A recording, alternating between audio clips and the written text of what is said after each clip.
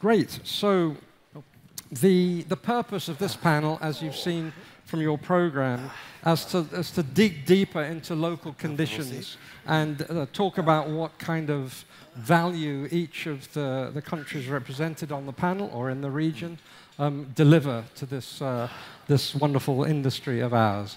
And although I'm the moderator of this discussion, I'm going to take a back seat, and I've encouraged our panelists to think of this as a dinner party without the dinner. In fact, without the dinner, without the wine, without the comfort and all the rest of it. But maybe we'll have some dinner later on. So that's what I'm going to be doing. I'm going to start by inviting our panelists to tell us a little bit about themselves, and then we'll dig into some questions. But I do encourage you, please, to think of questions that you'd like to ask our distinguished guests. They've got an enormous amount of experience and knowledge between them, and we want to suck that out of them so that they leave this room exhausted. Okay, Eva, please tell us about yourself. Okay, I'm Eva Norvilien. I'm producer from Lithuania. Just before this panel, I had the expression creative producer. Normally, all my life, I knew that I'm just producer. But in this occasion, probably it is the right term. I produce films, mostly feature films and national films by Lithuanian, directed by Lithuanian directors. And most of my films are co-productions. Apart of national films, I produced quite a few co-productions as minor co-producer with different countries and continue to do that. So it is one part of my activities, and also I am a manager of Lithuanian Filmmakers Union. It is an authors organization. So this organization represents different kind of authors. But apart of that, organizing Baltic Countries Film Festival at the Lithuanian seaside, very beautiful place, Neringa. And some of the Latvian and Estonian colleagues already was there. Also maybe not only once, but apart that, we have a cinema club in Vilnius, in Filmmakers Union place. It's a small cinema, 50 seats, and we show every Thursday we show films, also not only Lithuanian filmmakers films, but also our neighbors, and sometimes organize foreign film weeks, so different events and different activities to promote author-driven films. Thank you, Eva. Before we move on to Paul, just something that's occurred to me. Obviously, you work with producers and creatives from lots of other countries.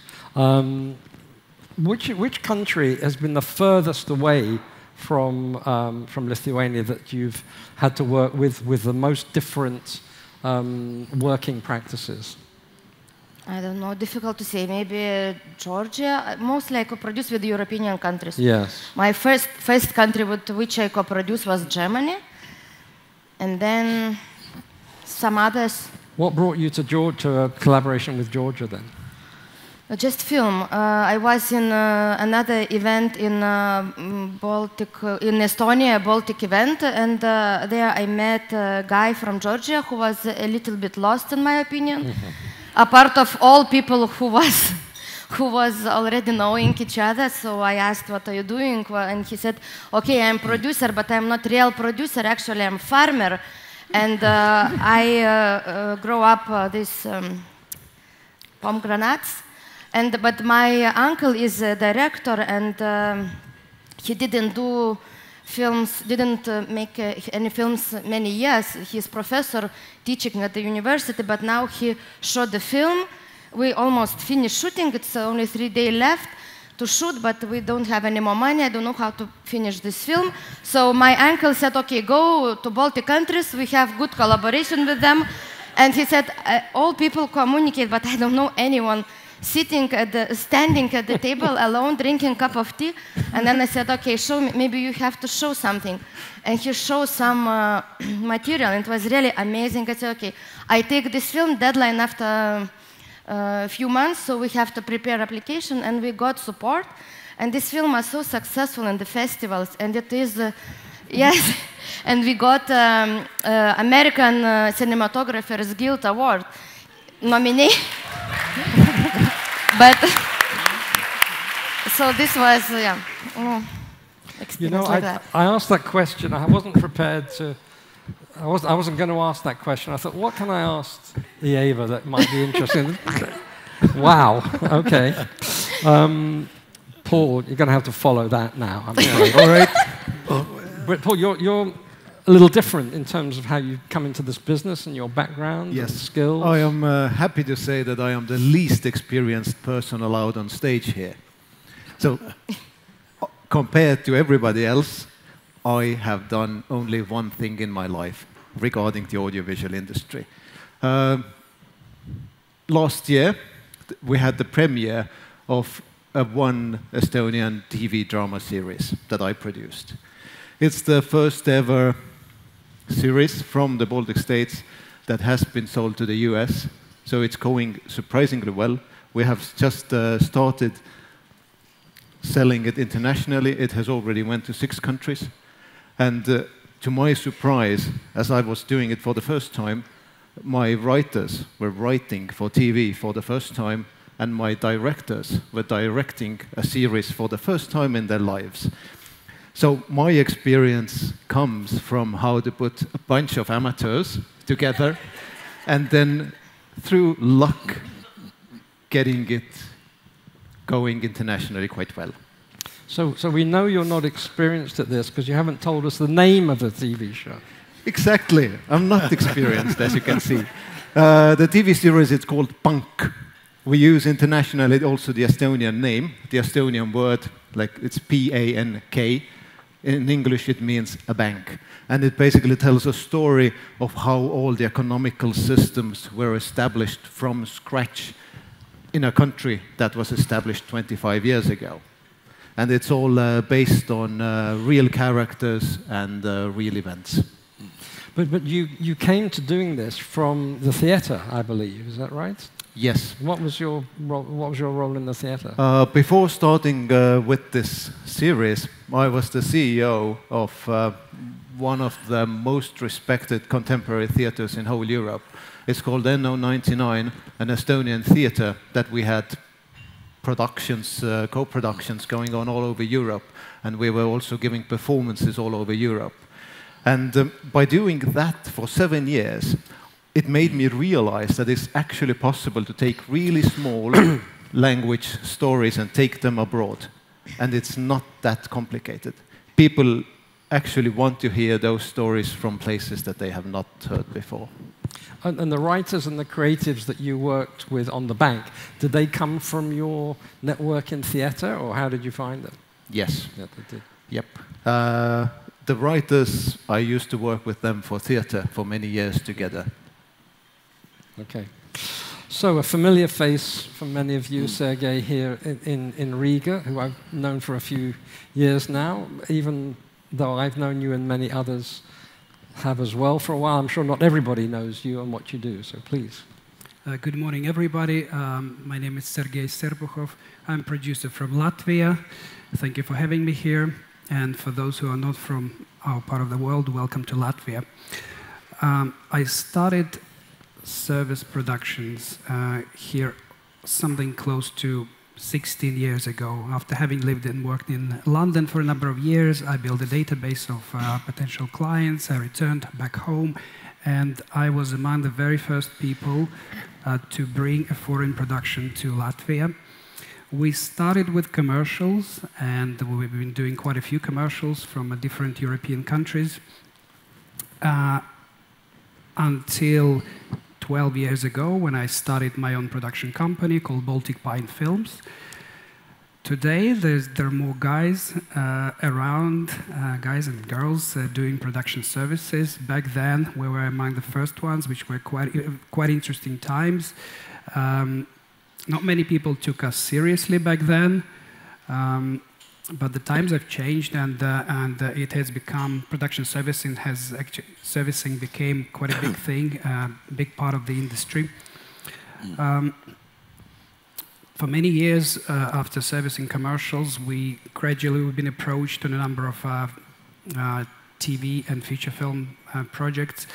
Among our biggest credits over the course of the last several years were such productions as Wallander for BBC with Kenneth Branagh. Then we did, most recently, Swedish TV drama called Blinded, which is currently on Swedish TV. At some point, we've been approached by Warner Brothers to service their big drone unit for a big feature film called The Justice League. Perhaps some of you remember that. So the biggest drone scene, the biggest battle scene, which nobody would probably recognize, has actually been filmed in Latvia on Skrunda location, which is the abandoned military base, which we have here. Earlier this year, we worked with an Italian company called Cattleya, and we serviced their new feature film featuring Marco D'Amore, and that film is going to be released later this year with the title L'Immortale, The Immortal, which is the continuation of the famous TV series Gomorrah, which some of you might know of. So we met 4 or 5 years ago when you were part of a delegation of Latvian producers coming to the UK to get to meet the production community.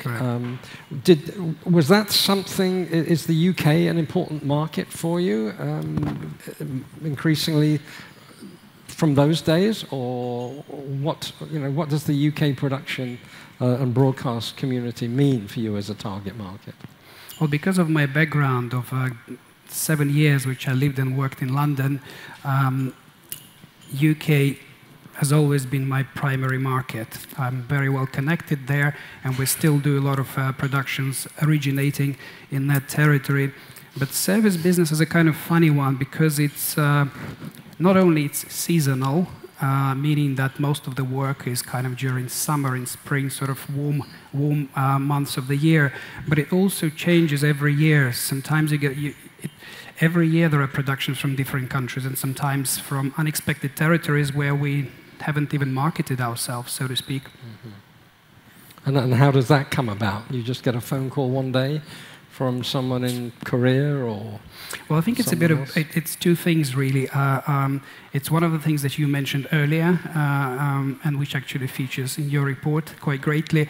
That's regarding the boom of productions around the world. Second thing, of course, it's the reputation, and that we've been around for quite a while. So a lot of the times people find us by the word of mouth. And I find that interesting because Latvia doesn't have its own national film commission, as I understand it, which many of other countries do. Not as such, but we have pretty strong national film center, which is a great support to the industry. Right. Okay, well, we'll come back to the function of a film commission. Gary, I learned that you were born in England, is that right? Yes, correct. As I was. But you've got a substantial experience in the UK and many, many other countries. Tell us about your business and what you're up to at the moment. Sure. My name is Gary Tuck. I have a company called Baltic Film Services, primarily based in Vilnius. A little bit like Sergei, I actually had quite a long career in the UK film industry, primarily as a line producer. And it was in that capacity that I first came to the Baltics in 2001, with the first British production to shoot. It was a film for a company called Working Title. And we had looked at a number of countries around Europe, and for various reasons settled on Lithuania. At those days, the studio still existed in Lithuania, and we were working with them.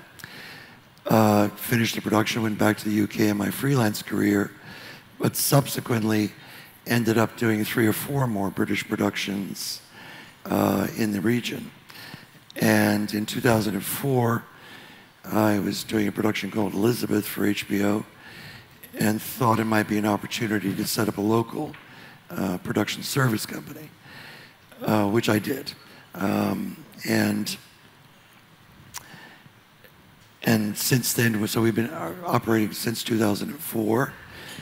We've done about 55, serviced about 55 foreign productions in that period, ranging from small drama documentary recreations to larger productions, films and television series. Interestingly, our first production that we had as a company was Archangel, which was all shot in Riga. So that was our first job. And over the years, we've shot in Riga on numerous shows, but most of it has been based in Lithuania. And our more recent productions, Chernobyl, which we did last year, also Catherine the Great, both of those were for HBO and Sky Atlantic. And a slightly smaller show for Netflix called The Last Tsars. Okay.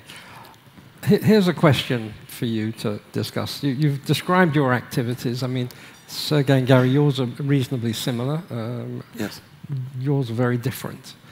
If we were in having dinner tonight, the five of us, and I said to you, okay, let's invent a project that we can all work on together in film, TV, drama, or whatever, how would that conversation go? What would be the first thing that you would say? Who's writing the script? Yep, I would start exactly from the same place, and I would definitely try to convince the rest of the bunch that it should be someone from the Baltic countries, because I really strongly believe that we have the talent to write, and they can do stories that can travel internationally. How did you overcome that issue for your TV series? Obviously, you knew writers who you thought were talented, but writing for the theatre is very different to writing for TV. And indeed, writing for TV now is different from what it was 3 or 5 years ago. So how did you get over that? Well, I still believe if you have a good idea, then you can learn basically all the handwork that is needed for it. And as my TV series was produced with significant help from the Estonian Film Foundation, they managed to get us really good consultants from Denmark. The Danish consultants basically took us, taught us. We were sitting in the classroom, like learning all the tricks. They were just telling us, do this now, connect those, and we were just, oh, yes. Well, of course, Denmark has a fantastic reputation exactly. in the creative side of... And so what I'm telling, if you have the idea and you know what you want to achieve, then there's always possible to get some consultants from those countries that have those experience for many, many years. You can simply buy them in for a certain period and then start working on it. And indeed, there's a tradition of collaboration throughout Europe that started with the media program, I suppose, and it's now called Creative Europe, of those sorts of cross-border collaborations. But who would you, of these folks here, you're developing this new wonderful piece, and you've got the writers, and you've got the advisors, but you actually also have to be responsible for manufacturing the piece. So who would you go to and what would the conversation be? And have the conversation with them, not me. Well, as I said, when I started with the TV series as an amateur, never done it before, I really missed that I would have support from a really experienced service company that had done similar series on an international level. Because for the first time in the Baltics, we actually had a budget that was similar to what, let's say, normal countries have when they're producing television. But in Estonia, I didn't feel comfortable enough to approach any of them. Partly it's because of competition, because we were all competing for the same money. And now when I won it, for me it was really, really hard to go and talk to some of the people I was just in the same competition with. So I can see that kind of project would be a really good opportunity to work together with some Baltic partners. Well, EAVA would be a perfect candidate for that. Or the production, or the service companies. Well, let's talk about that, because and I don't want to sort of break the panel into two teams, the service team and the creative team, although I think maybe we'll end up that way. So going to a service producer, at that point, did you feel then that you'd nailed down all of the creative elements? I mean, EAVA, as a creative producer, what would you say to Paul about what help you could give him in getting that project going before you go to a service producer or a manufacturer? You know, when you started with TV series, it's not that easy because it's a different thing from feature film, what I mostly do. And I remember a few years ago, national television approached me after some conference like this one, but for national televisions. And they said, we all three televisions decided to make TV series together. Maybe you could somehow come with the talents, ideas, or something. And I was talking with some directors, scriptwriters in Lithuania, and people at the beginning was very much enthusiastic. And then when it comes that it should be not only for Lithuania, but also for Latvia and Estonia, they said, okay, it's too complicated for us to find idea for miniseries to make it interesting for all three countries. So with TV series, I don't know what I could really advise or help, but for the feature film, yes, why not? Could be good. Are you finding that as a feature film producer in a country that's very busy, that you are getting less access to crew and talent for your feature film because they're all working on TV drama series? Yeah, it depends. It depends on what is the season, or what is the time, or which year.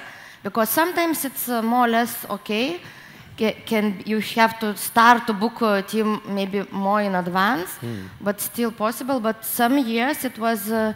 I remember when it was last year. Yes, when it was shooting of Chernobyl, I had to postpone my film 1.5 months because it was not possibility. So it's Gary's fault. Yeah, it was not possible to get any talent, any technical team, nothing, not equipment, and to bring from outside for us, it's still one or another. It's okay, but to bring all team, all equipment from abroad, it's a little bit too expensive.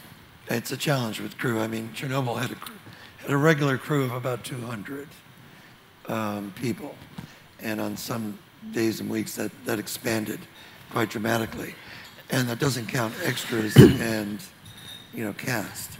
So obviously, in countries in the Baltics, the crew base, the size of the crew base is quite crucial, particularly as you were in your earlier discussion, talking about the increased demand for content and being able to meet that challenge.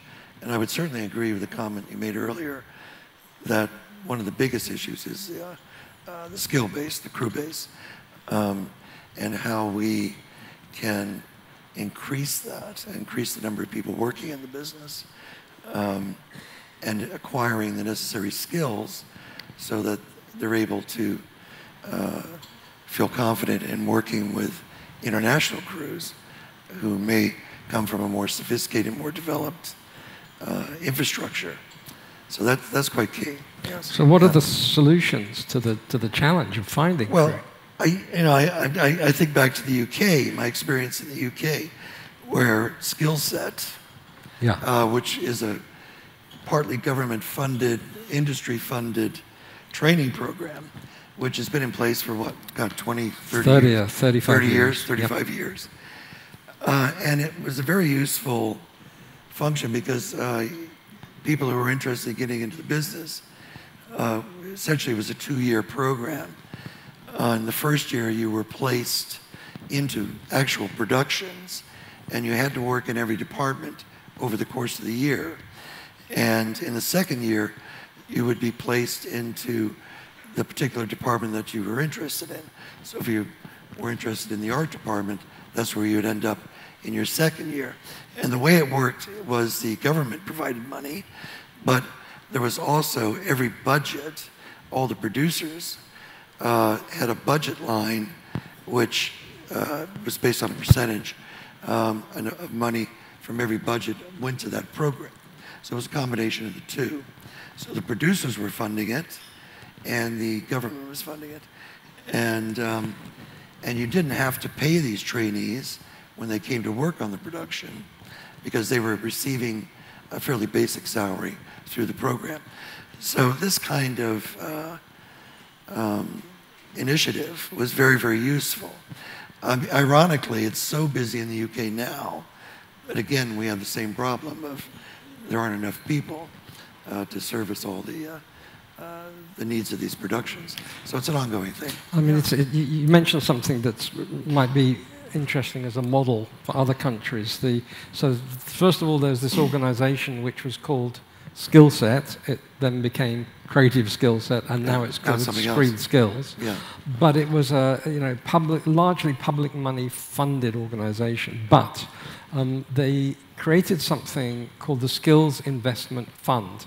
And the Skills Investment Fund, if I got it right, was basically money that was sourced from individual productions. It was a budget line item. Originally, it was suggested as a voluntary scheme, yes, particularly for film projects that were using public money of any particular type. If the British Film Institute or UK Film Council was investing, then there was a serious arm twist on them to put money into this fund. But then I think it became a legal requirement.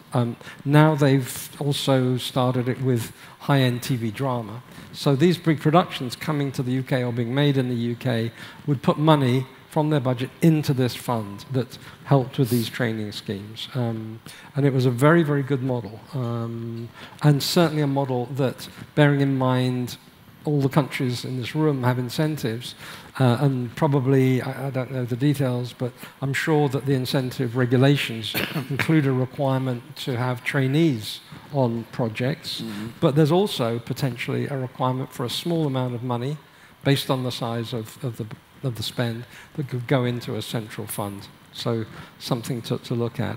Sergei. Yeah, I'm picking up on this point. For those producers in the audience who are considering working with a Latvian company, co-producing, or coming here for the service, plan in advance.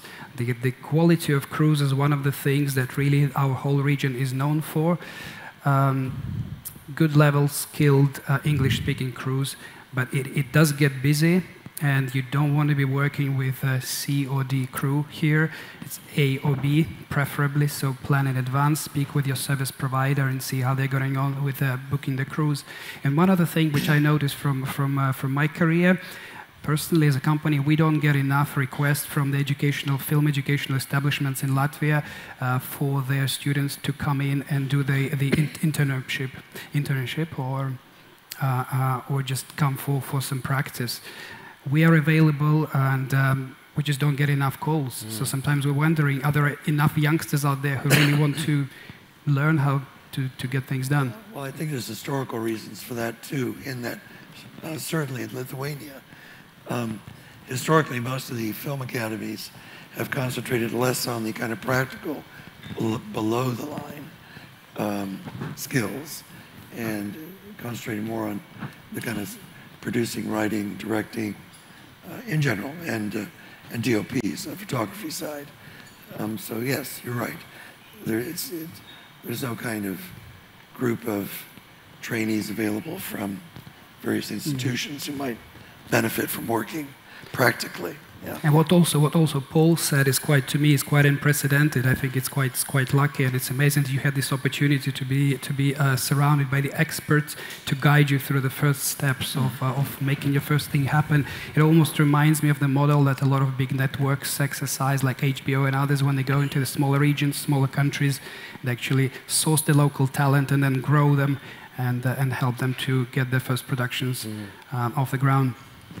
Well, these major companies like the HBOs and Disneys and Netflixes of this world are very worried that their ambitions for making lots of content now and in the future is going to be limited by workforce.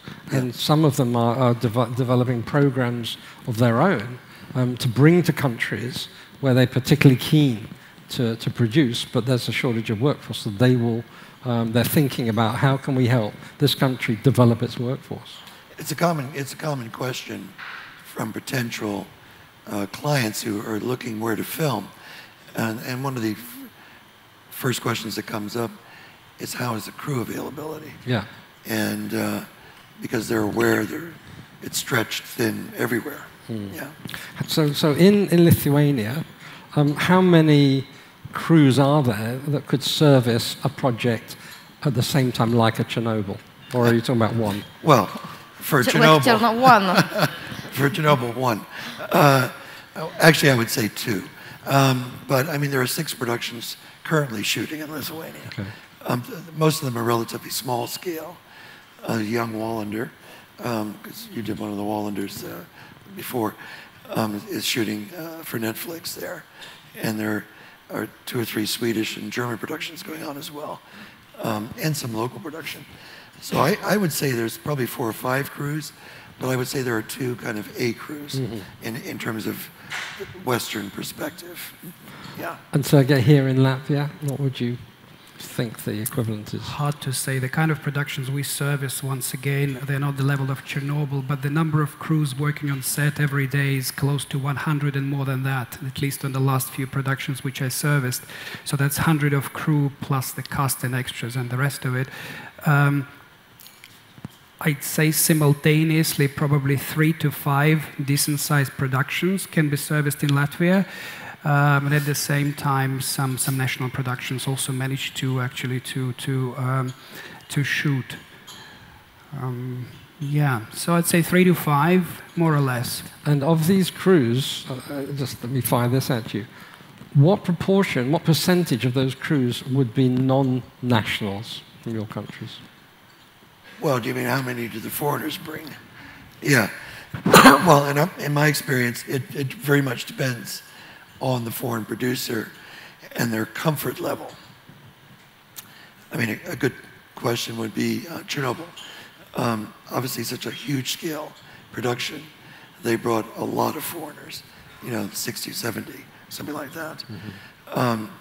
Catherine the Great, on the other hand, which, had its own challenges, I'd say 85% of the crew was Lithuanian. Okay. And they brought much fewer from abroad. Now, I like to think that's because that particular team that produced that show had worked with me in the past. And so their confidence level was higher. But you often get companies, and I'm sure Sergei knows, who are somewhat timid about working abroad and nervous about the skill levels of the locals, and they cover themselves by bringing more of their own crew to make themselves feel more comfortable.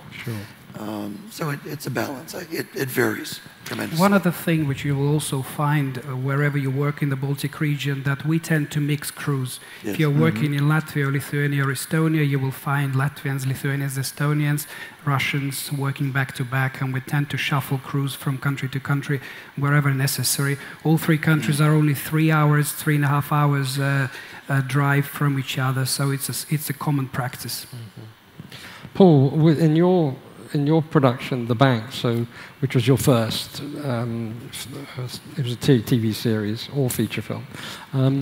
You talked about the writers that you used. As you got into the production process itself, the pre-production and shooting and then post, how many of the people who were working on that as crew came with you from theatre, or were they all existing? Basically none. Right. And do you think... And why was that the case? Because I would imagine in theatre you probably know quite a lot of skilled people who could have participated. I decided to take the path that I handpicked all those Estonian people who are mostly working abroad. And I simply gave them all a call and asked them that now we finally have this kind of a sized project in Estonia that might be interesting for you.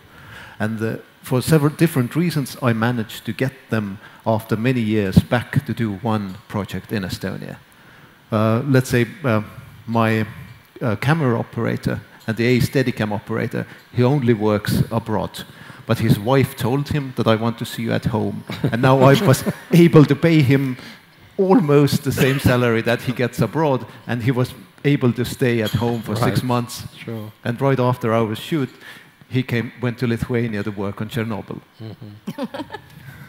So he's still sticking around. Yep. His wife can't get rid of him. Yep.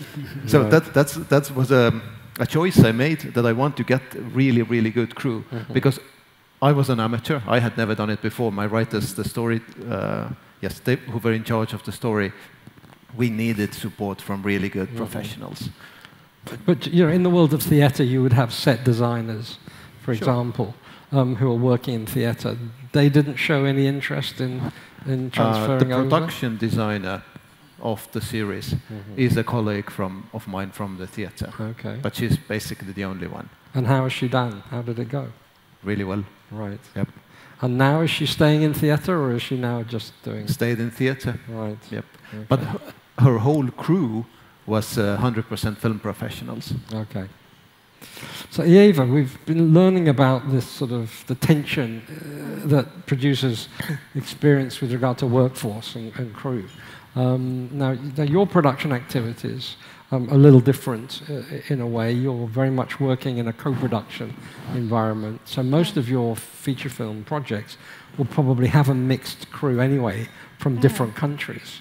But how is the availability of access to skilled crew in Lithuania and your co-production countries, how is that affecting your ability to get what you want from your crew? As I told, it depends what is going on in Lithuania. So sometimes easier, sometimes not. But you know, like with creative films, with author films, it's very often that the director wants to collaborate with his DOP with whom he worked. Many times I propose, and sometimes I propose, and when directors start to work with that person, it's become like a team. So, but I try to put together people whom I think can collaborate very well, according not only because of the talent, but also for personal reasons and character and so on. And what is very good, when we do co-productions, it's very good that we have part of crew, and if it's national film, mostly for post-production. But and if foreign films, mostly we do post-production. Right. So what, in my experience, what very often happens that Lithuanian filmmakers, they don't want foreign crew. If it should be editor or composer or what, doesn't matter what, they know I want to work with my composer with whom I did previous films and ta-ta-ta. But then when after they try, they really like, and this experience, when professionals comes from different countries, they have somehow different personal experience, but I noticed that it's also like a little bit different traditions in different countries. So it's in most of the cases, it brings good thing to the film, creative thing. And also after this experience, then most of the time directors want to continue collaboration with that professionals. I'm sure as a co-producer coming from Lithuania, you frequently co-produce with other countries in the region. And we've learnt about your new connections in Georgia as well. But what are the other countries that you've worked with or would like to work with in co-production that perhaps for the Baltic states should be targets? I mostly co-produce with Germany, with Russia, and I was trying to make some projects with Latin America and Asia, but somehow it didn't work out. But I think it maybe was not really right project for that. I believe that it is really possible to make a production, but it was maybe not enough link between these two, not even countries, regions. So I stay with Europe. Somehow I think it's still so many countries to explore. Language is an issue in co-production, the language of the piece, of the content, and the language that the crew uses. So you've mentioned, in addition to these countries here in the region, where there's strong capability in English, Germany, where there would be possibly the same, Russia, not so much. So where does language fit in your world of co-production? Somehow in film industry, I think it is no problem. I mean, even doesn't matter which country, everyone speaks, maybe in country in general not, but in film industry, somehow yes. No, I never had any problems because of that. People speaking English being the language of the Yes. set. Okay. Turning to some other challenges that you face in your businesses. In our previous panel, we talked about workforce, we talked about studios as well. And for us as a company looking around this part of the world, there doesn't seem to be as many studios as one would expect. I'm talking about purpose-built studios, not sort of converted warehouses or pop-up or whatever. And I was talking, in terms of how important this is, I was talking to some senior production execs from Los Angeles just recently and asking them about sort of what are the challenges they faced. And when they're planning major productions, wherever they are in the world, their biggest concern is studio space, if they are projects that need a studio. And because of this incredible lack of studio, I was told that this is a TV series, a major TV series, that there was being prepared in development before they even had the script for the series or even for the pilot.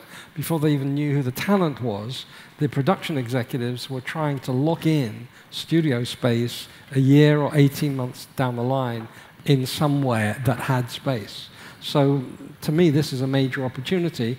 But in the Baltic countries, it doesn't feel like there's much going on in terms of new studio activity. Actually, in Estonia, there's been recently an announcement about Tallinn Film Wonderland, which is a new studio proposition. So what's happening? Why is this the case? Good question. There's a desperate need for larger studio space in the Baltics. We're somewhat limited in the locations that we can offer for both service productions and for local productions. And so that limits the amount of work that could come here. If we had the capacity with stages to work on some of the larger productions, which are primarily builds, that would certainly increase the amount of film work. In Lithuania, the old studio was torn down. It was privatized and sold off for apartments. There is a partially completed new studio with 2,000 square meter stages. There's a cluster which also has a stage. So there are some places to build. And in fact, we used the partially built studio for Chernobyl. But it's an ongoing issue and one that we're addressing in Lithuania in that, commissioning feasibility studies and talking to various parties about constructing a studio. So yes, we definitely need one or two. Latvia, one of the advantages which we have here over other Baltic countries is that we still have an active, purpose-built, soundproof studio facility which offers 2 large sound stages.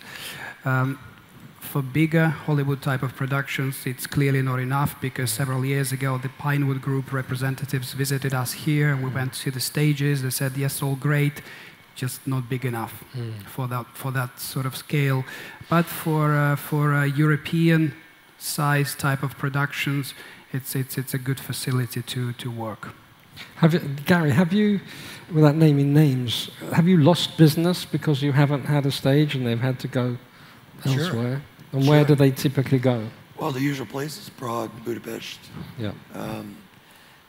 Both those countries, both Hungary and the Czech Republic, are well established. They have a very good studio infrastructure, a very highly skilled crew base. Ridley Scott will shoot his Mars film in Budapest, which is virtually a totally built set, because they have the capacity to accommodate it, and they have the skill base to service it. And they were lucky in the sense that they had purpose-built studios from the Soviet era, like Barrandov, or like Riga Studios, to kind of give them a kickstart. But certainly we've lost productions. So most of the productions that we attract tend to be location driven, and with sometimes a build element, which we can accommodate most of the time. But any kind of large scale build film, no. Yeah. So I'm going to just say, I'm going to turn to questions from the floor in 5 minutes or so please do think about what you want to know. But we've been talking, yes? Sorry, I would like to approach that question from a completely different perspective. Because I somehow see that the biggest issue at the moment in the Baltic film industries is not the servicing capabilities, but it's the too small international ambition of our producers. Okay. I don't know what's the situation in Lithuania or Latvia, but in Estonia, I can count on my 5 fingers the actual producers who are working in the directions that they want to have their TV dramas or feature films actually working outside of Estonia. The majority is thinking, how can I produce this something small for the local screens, make it even, make a small profit, I'm happy, let's take the next one. We need more ambition in the producing community. I think that's changing slowly. I would agree with you generally. I think that quite a few years ago, producers were, certainly in Lithuania, were only looking at the local market, seeking soft money from the film center, etc., to make their projects. And as you say, if they got it made, fantastic, and that was it. I think the change in the last few years, people like Eva and others have seen the potential to do co-productions and to look beyond the local market. It is changing, audience. But it's still not there where it should be. Yeah. Well, it takes time to learn how to get money from the marketplace. Of course. As opposed to just soft money. I mean, there's quite a bit of soft money around, not just, locally, but within the EU, and by doing co-productions. And the local producers are getting much better at that, in sourcing that, and learning from people like Ada Solomon in Romania, who's done very well with that sort of film. But there's also an element of learning the marketplace for your films, excuse me, and how to market your film outside of your home borders. And I know people like Andre Aegis here has been looking at the foreign market quite successfully. So it is changing. It is? It's improving. Yeah, I can say that we sold my few different films to many territories. Just that problem is that these buyers who buy films, they calculate how many money they can earn. So then it is that they cannot earn a huge amount of money, and they pay quite a little amount. So, but I think it all depends on films. I think there's a couple of trends here. One is for independent film in many European countries. There's, in terms of size of budgets, there's a polarization. The middle area that used to be quite successful for us, for example, in the UK, around £3 or £4 million. That's disappearing, and producers are either making very low budget, €1 or €2 million films, which they can find the money for with incentive, soft money, and maybe a couple of deals, or they're making bigger projects with above-the-line talent that can draw in the finance. And that's a trend I think will continue. However, something I mentioned earlier, the streaming services' appetite for content now brings something new to the market in terms of source of finance, and that is these hybrid local productions, local language that go on their platforms for a global market. So producing locally for marketing globally. And these projects, which they need to make in every country in order to drive subscriptions. These projects are generally budgeted at much higher levels than the typical domestic production, and it's a one-stop shop for the money. And they're doing it. Yeah, it's happening. They are doing it. And there are a lot of European countries now that are generating local content for Netflix. And it's an important point for the Baltics. I think that we try to tap into that and generate local products, local stories, local language, and yet having a platform and a funding for it outside of our usual sources of funding. And the other thing that helps too, certainly with the tax incentive in Lithuania is that local productions can use the tax incentive as well. So 30% of a local film's budget can attract the tax incentive. So that's very helpful for local producers who are making local films, and as you say, which are culturally important, and we don't want them to be swamped by just having service productions coming in all the time. It's very important, yeah.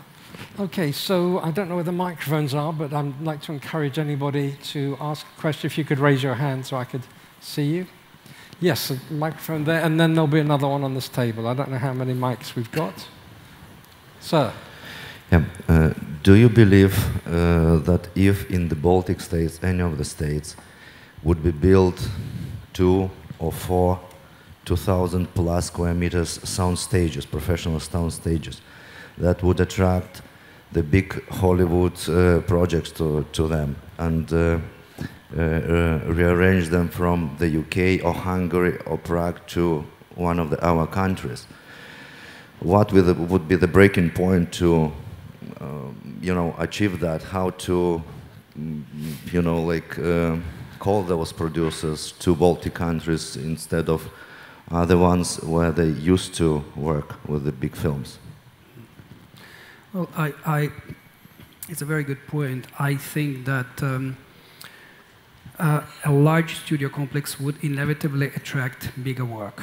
It will take it will inevitably take some marketing on behalf of producers themselves in cooperation with local film centers and film commissions. But I think we will sooner or later face the problem of the shortage of crews.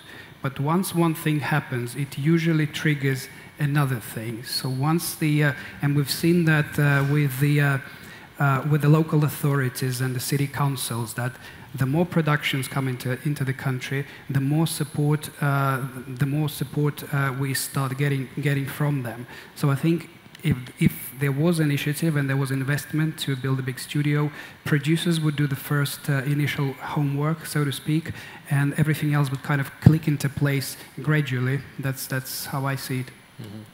Yeah, and I think also the other countries like the Czech Republic and Hungary, Romania, Bulgaria.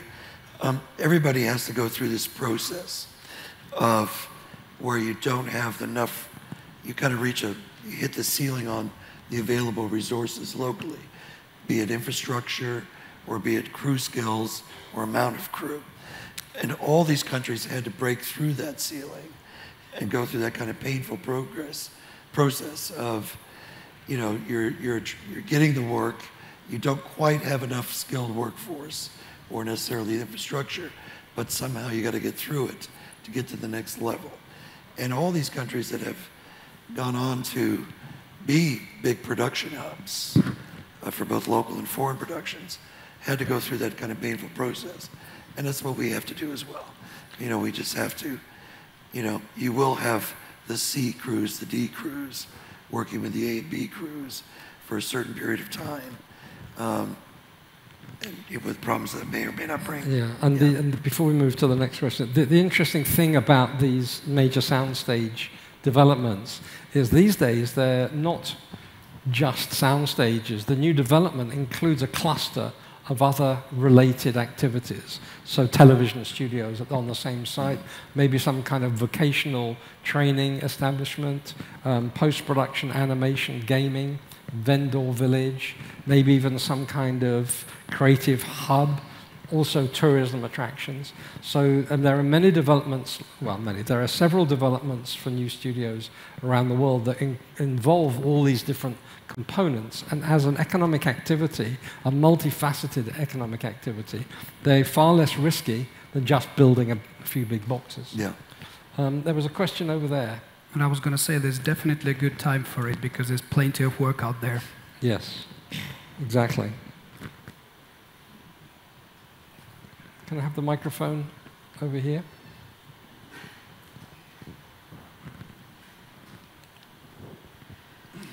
Well, I have one question and then one comment that I'd like a response to. First of all, question for the film servicing companies. Where are most of your productions coming from? Which countries? And are you seeing any new players or shifts happening in that regard? And secondly, regarding the buildup of the industry, you also saw a collapse in Prague some years ago, where they lost about half of the jobs in their film production services because they didn't come in quickly enough with their film incentives. So is there some concern about something like that happening when you put money into new studios? Okay. Most of our clients and most of the clients for my competitors in Lithuania, well, they come from, my company tends to get most of the USA and UK clients. And that's mainly because of my background within the UK-US film industry and the contacts that I had there. Having said that, we get a lot of Swedish, Scandinavian productions, and German. And I would say, and occasionally, you know, Korean or somewhere else an Italian production. But the bulk of them are UK, US, Scandinavian, and German, certainly in Lithuania. To your second question, if I recall correctly, I think the crisis in the Czech Republic was due to the drastic reduction of the rebate that they had at the time. And that caused some big problems, particularly with the Hollywood companies, who suddenly realized there wasn't as much cash rebate available. Well, we're all subject to the decision-making of politicians.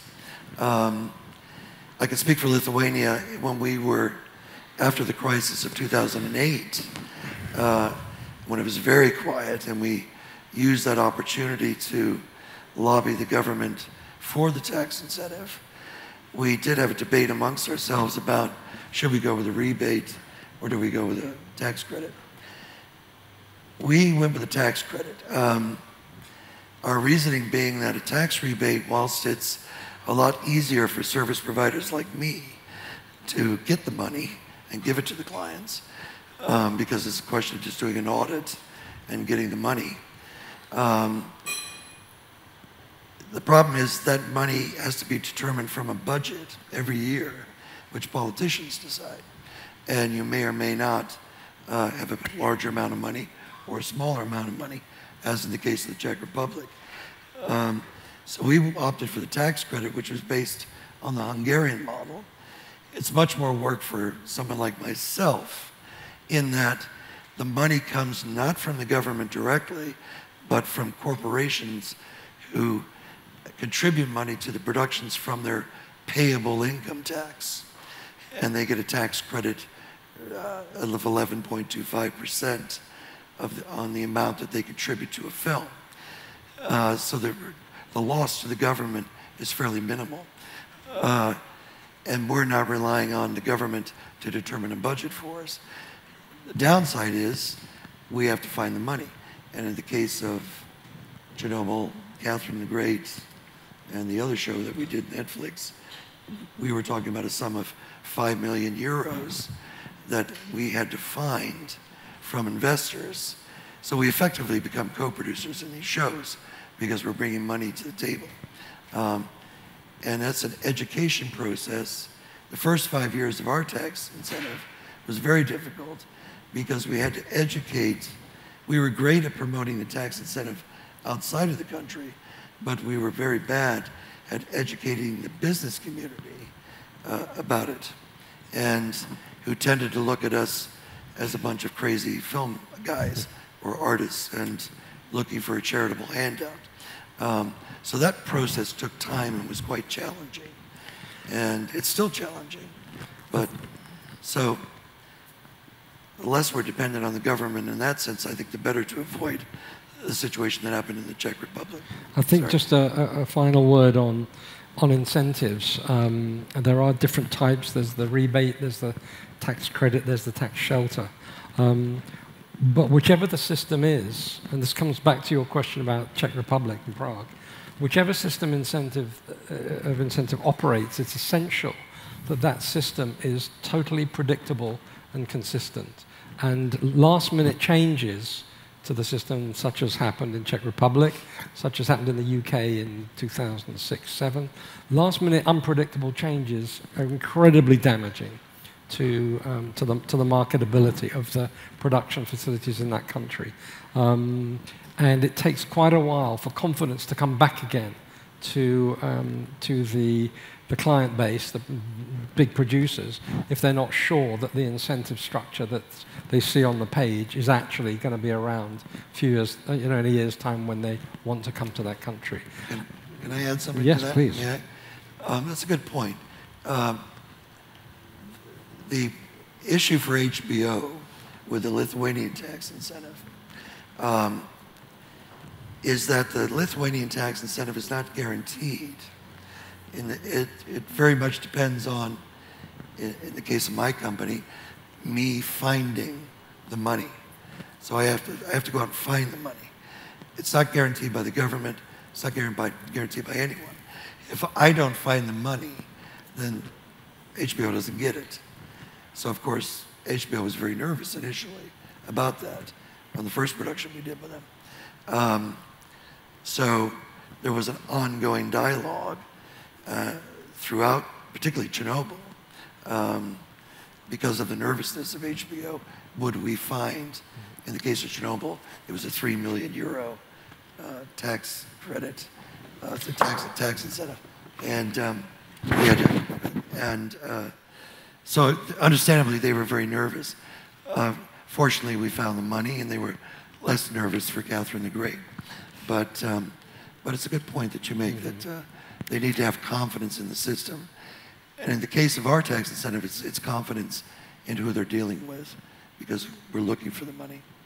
Right? Sergey, did you want to? I was just going to add that I think in that sense, following up on the Czech example, Latvia is an example of a good practice, because our system is different to Lithuanian. It's not a tax shelter. It's a cash rebate. So the money is actually in either the state or the municipality budgets. There are two funds currently providing cash rebates. One is run by the National Film Center of Latvia, so it's a state money, and the other one is provided by the Riga City Council. It's different. It's got advantages and disadvantages compared to Lithuanian models. There's actually less money that can be gained through both funds, even though you can combine the two to potentially reach 40% rebate on your local spend. But there is a cap on both funds, and there are application deadlines. But otherwise, systems have been working successfully for a number of years. I've personally gone through both funds quite successfully, and it's a great motivator for foreign productions to actually be in Latvia.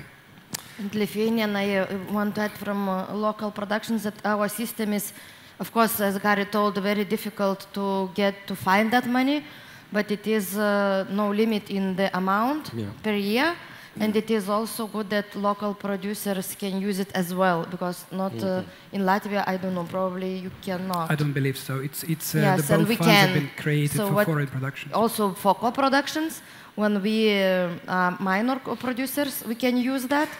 If it is at least 3 days of shooting in Lithuania, so that is good. And I hope that all that way of getting money will be easier and easier, because companies who try that, then they start to look where to invest. Even maybe I don't have this time project, so really who try, and it's more and more information, more and more people talk that between themselves, businessmen, that it's very useful to participate in this program. Yeah.